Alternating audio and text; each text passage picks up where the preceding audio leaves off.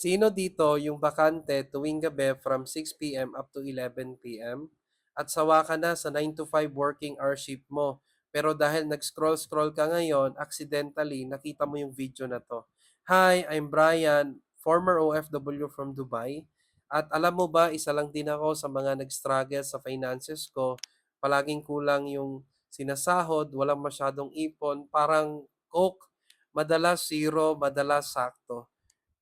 Wanting to have a better income, naghanap talaga ako ng way para magkaroon ako ng pagkakitaan yung kahit nasa bahay lang or part-time. Good thing dahil palagi ako nag-scroll dito sa TikTok, nakakita ako ng digital system na at first, very hesitant at doubted ako, pero nung nakakita ako ng mga tao na unti-unting nagbabago yung buhay nila at nakaka-create sila ng sarili nilang time and financial freedom, no sabi ko sa sarili ko na kung nagagawa nila, siguro magagawa ko din.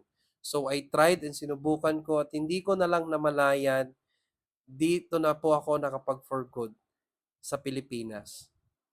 So kung isa kang OFW katulad ko at naghahanap ka rin ng way out mo para makakreate ka ng time and financial freedom or gusto mo na rin makauwi for good dito sa Pinas, feel free na mag-comment ka sa baba ng video na to ng how.